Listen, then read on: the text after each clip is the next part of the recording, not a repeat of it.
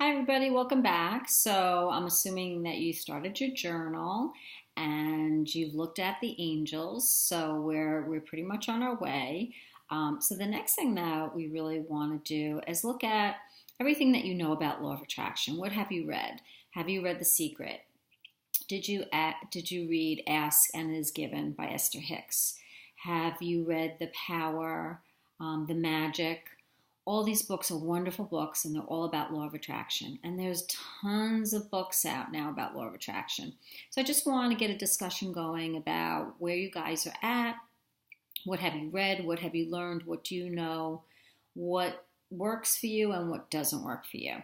There are a lot of things that I have read that doesn't really help for me and doesn't work. And then there are other things that I've read that really resonates with me. So I really need to know from you where you're at with law of attraction. What do you think it is? And where in your life have you seen it work? So I would suggest you read a lot of those books because they're really, really good. And I feel like from reading so many books on law of attraction, I always take a little bit, I take something from it, and I may not take the whole book, but I take something from it. So I grab a little bit from one book, grab from another book. But the biggest thing with reading about law of attraction is that we kind of really need to change our beliefs. We kind of really need to keep hearing over and over how powerful we are and that our lives are in our own control. And when you read books like this and just kind of inundate yourself with this stuff, it really does help. Our thoughts are really kind of off. So reading these books will just support you in trying to manifest what you want in your life. So I would really suggest that. Also, Esther Hicks has on YouTube short vignettes, like 15 minutes long, of talks that she gives and questions that people ask her. And I would suggest that you listen to one a morning. I listen to them all the time. When I'm exercising, I go for a walk and I listen to her. And she's fabulous. And I really feel like she has a connection to spirit also. She channels these entities called Abraham. And I know it kind of sounds a little far-fetched, but forget how she gets the information and just focus on the information. The information is really, really good. But again, you're going to resonate with some of it and some of it you may not. It's our job to kind of put together what's going to really work for you. Are the affirmations going to work for you? Is the gratitude going to work for you? Is visualizing going to work for you? Not everything works for everybody. And I have found with myself, certain things work and certain things don't work. So start inundating yourself with law of attraction. Start reading everything that looks attractive to you about it because it'll just support, what we're trying to do. You also can ask the angels to guide you to books. Is this the right book? Angels guide me to a book. Is this what I'm supposed to be reading? Ask for their help with this because, they know you and they know what you need and they know how to help change your beliefs about yourself.